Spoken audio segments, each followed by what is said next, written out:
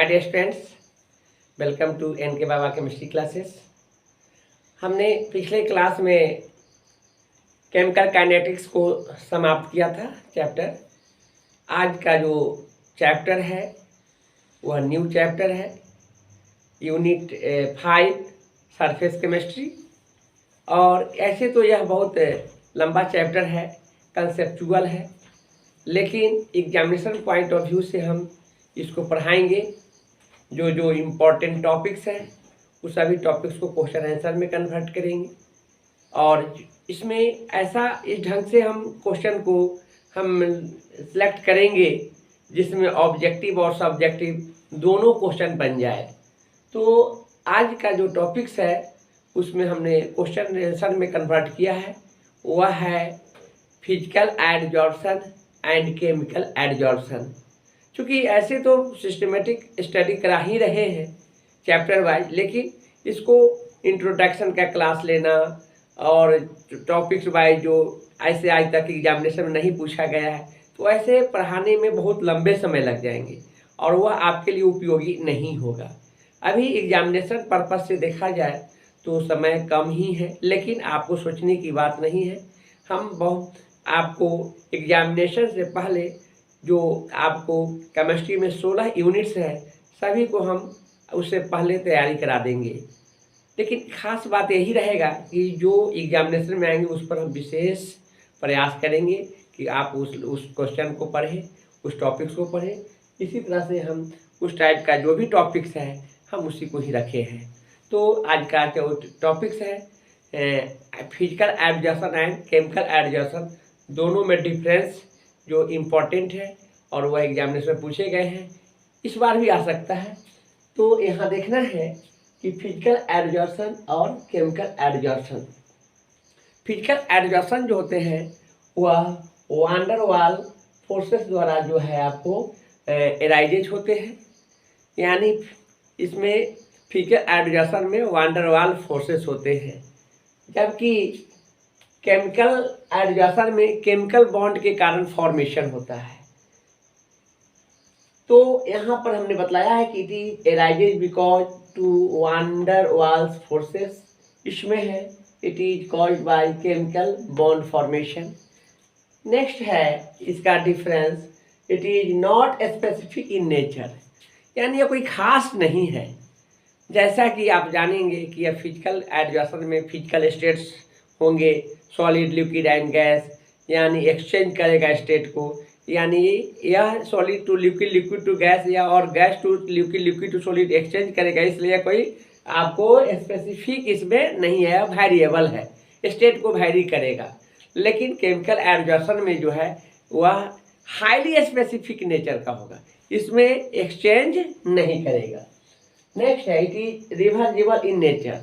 यह जो है रिवर्सिबल का मीनिंग होते हैं बैकवर्ड जो होंगे वह फॉरवर्ड में और फॉरवर्ड बैकवर्ड में एक्सचेंज करता है। दैट मीन्स आपको रिएक्टेंट जो है प्रोडक्ट में कन्वर्ट करता है और प्रोडक्ट रिएक्टेंट में कन्वर्ट करता है, तो इसे रिवर्सिबल रिएक्शन कहते हैं। तो यह आपको फिजिकल एडजॉर्प्शन है। सपोज आइस को एक्सचेंज कर सकते हैं वाटर में, वाटर को एक्सचेंज कर सकते हैं सॉलिड में, तो यह क्या हो गया, रिवर्सिबल प्रोसेस हो गया। जबकि आपको केमिकल में इररिवर्सिबल होता है, यानी रिएक्टेंट प्रोडक्ट में कन्वर्ट होगा लेकिन प्रोडक्ट रिएक्टेंट में कन्वर्ट नहीं होगा। नेक्स्ट है enthalpy of adsorption is low. Adsorption enthalpy of adsorption, enthalpy है क्या? एंथैल्पी को ग्रीक वर्ड में एंथैल्पियन कहते हैं, जिसका मीनिंग होता है हीट, उष्मा, है ना। तो इसका जो है एडजॉर्प्शन का जो हीट है वह लो होता है, इसमें 20 to 40 किलो जूल पर मोल होता है। याद रखेंगे, पूछा हुआ क्वेश्चन है।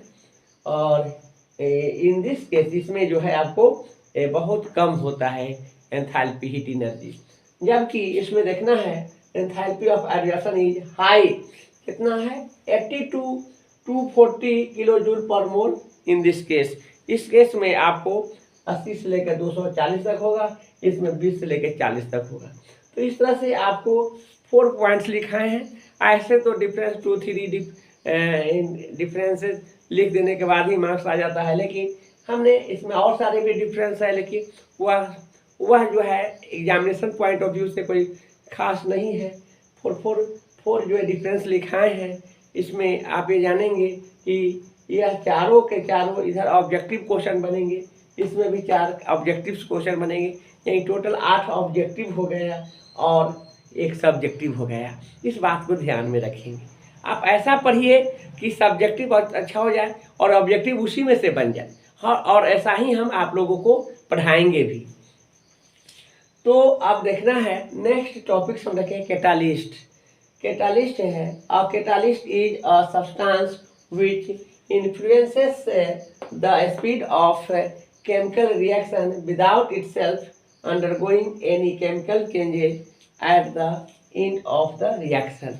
यानी एक प्रकार का कैटालिस्ट जो होते हैं, एक मटेरियल है, एक सब्सटेंसेस है जो रेट ऑफ रिएक्शन जो होते हैं उसको चेंज करते हैं, या तो उसे फास्ट कर देते हैं, या मॉडरेट कर देते हैं, या स्टॉप कर सकते हैं। तो यह एक प्रकार का कैटलिस्ट का जो है सब्सटेंसेस है। फॉर एग्जांपल के रूप में ले सकते हैं, ऐसे हम पढ़ाएंगे डी ब्लॉक एलिमेंट्स का मैक्सिमम जो मेटल्स हैं वो कैटलिस्ट का काम करता है। निकल है, आयरन है, कॉपर है। आपको आयरन तो अमोनिया के फॉर्मेशन में आपको पार्टिसिपेट करता है, यानी डाई हाइड्रोजन को डाई नाइट्रोजन के साथ आपको आयरन कैटलिस्ट के प्रेजेंस में जब रिएक्ट कराते हैं तो वह अमोनिया बनता है। तो यह कैटलिस्ट का ही काम है। दुनिया में जितने भी रिएक्शंस हो रहे हैं वहाँ पर कैटलिस्ट अप्लाई कर होता ही है। विदाउट कैटलिस्ट कोई भी रिएक्शन नहीं होता है। इस कैटलिस्ट में हम इसे 2 टाइप्स ऑफ कैटलिस्ट को डिवाइड किए हैं, homogeneous catalyst and heterogeneous catalyst. Homogeneous catalyst ऐसे कैटलिस्ट है जिसमें आप जानेंगे कि रिएक्टेंट का जो कंपोनेंट है और उसमें जो अप्लाई होता है आपको कैटलिस्ट, दोनों सेम फेज में होंगे। दैट मीन्स रिएक्टेंट, यदि रिएक्टेंट के कंपोनेंट सॉलिड होगा तो कैटालिस्ट भी क्या होगा, सॉलिड होगा।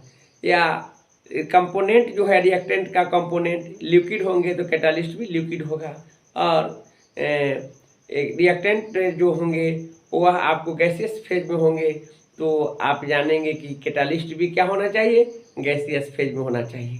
तो सेम फेज में जब रहने वाला जो होगा कौन, रिएक्टेंट और कैटालिस्ट, तो होमोजीनियस होंगे। लिखा भी है when a catalyst in a same phase from that reactants, the phenomena is called homogeneous catalysis। Example के रूप में हमने रखा है कार्बन सल्फर डाइऑक्साइड गैस। देखिए यह रिएक्टेंट है, सल्फर डाइऑक्साइड गैस है और ऑक्सीजन भी क्या है, गैस है। ये दोनों को जब रिएक्ट कराते हैं किसके प्रेजेंस में, नाइट्रोजन मोनोऑक्साइड। नाइट्रोजन मोनोऑक्साइड ये भी किस फेज में है, गैस फेज में है। तो इससे बना सल्फर ट्राइऑक्साइड। तो आपको यह देखना है कि यह रिएक्टेंट का कंपोनेंट और इसमें कैटालिस्ट है, दोनों किस फेज में है। रिएक्टेंट यदि सॉलिड है तो कैटालिस्ट भी कैसा होना चाहिए, सॉलिड। रिएक्टेंट लिक्विड है, कैटालिस्ट कैसा होना चाहिए, लिक्विड। रिएक्टेंट गैस है तो कैटालिस्ट कैसा होना चाहिए, गैस। तब ये वह होमोजीनियस कैटालिस्ट कहलाएंगे।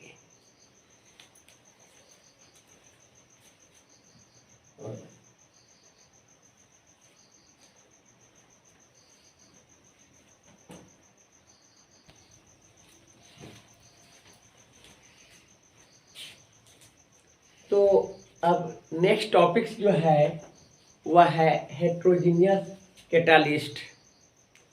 जैसा कि कैटालिस्ट को 2 पार्ट्स में डिवाइड किए थे, होमोजीनियस एंड हेट्रोजीनियस। तो हेट्रोजीनियस कैटालिस्ट ऐसे कैटालिस्ट को कहते हैं जिसका रिएक्टेंट का जो कंपोनेंट है और कैटालिस्ट दोनों डिफरेंट फेजेज में होंगे। रिएक्टेंट और कैटालिस्ट दोनों डिफरेंट होंगे, सेम नहीं होगा। इसी बात को हमने यहाँ लिखा है, when the catalyst is in a different phase from that of reactants the phenomena is known as heterogeneous catalyst. Examples sulphur dioxide वाला ही लिए हैं। सल्फर डाइऑक्साइड को ऑक्सीजन के साथ जब रिएक्ट कराते हैं तो सल्फर डाइऑक्साइड, लेकिन यहाँ पर आपको कैटलिस्ट जो यूज किया गया है वह प्लैटिनम है, जो सॉलिड है, मेटल है।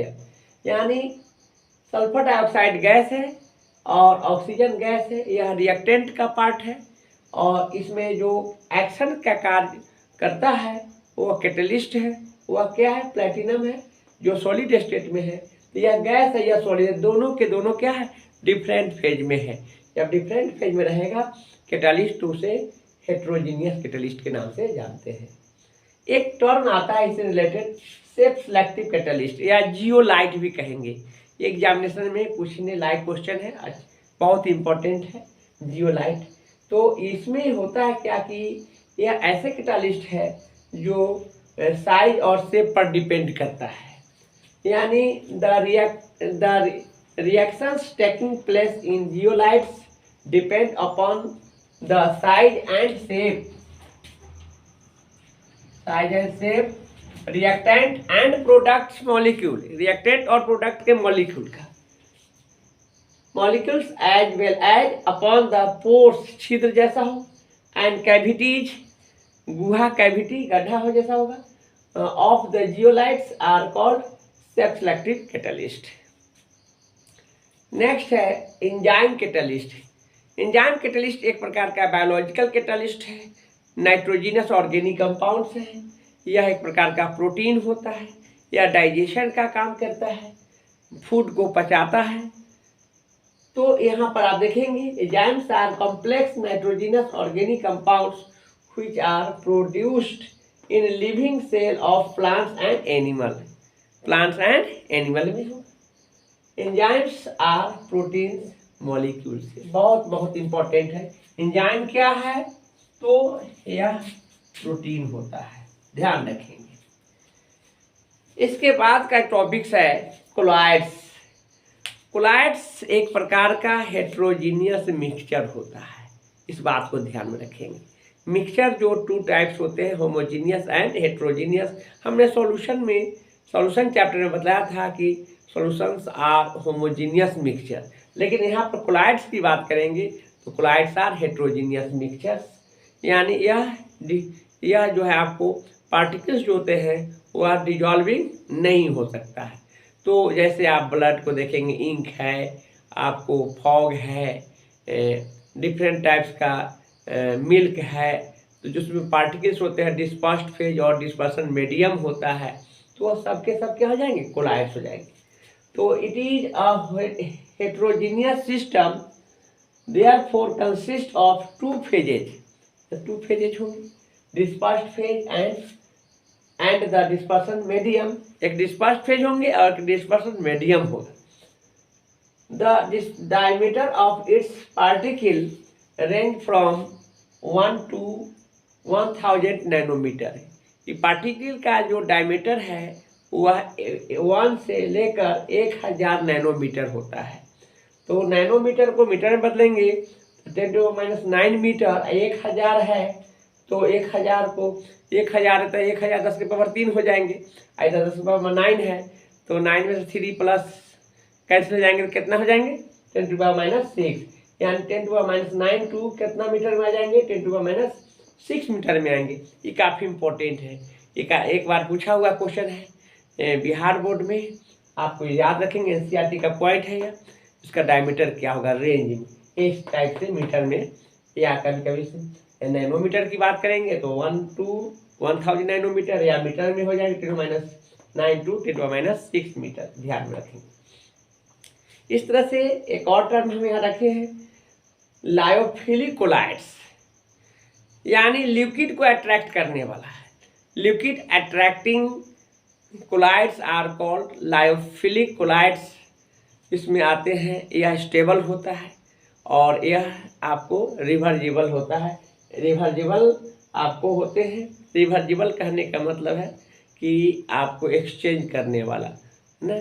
तो यहाँ पर आप देखेंगे कि स्टेबल होता है और इसका एग्जाम्पल गम, जिलेटिन, रबर, स्टार्च ये सब होते हैं। लेकिन एग्जामिनेशन के लिए आपको जानना है गम बहुत इंपॉर्टेंट है, कई एक बार पूछा है, याद रखेंगे, यह जरूर रखेंगे याद, यह एग्जामिनेशन में पूछे जाते हैं ऑब्जेक्टिव क्वेश्चन में।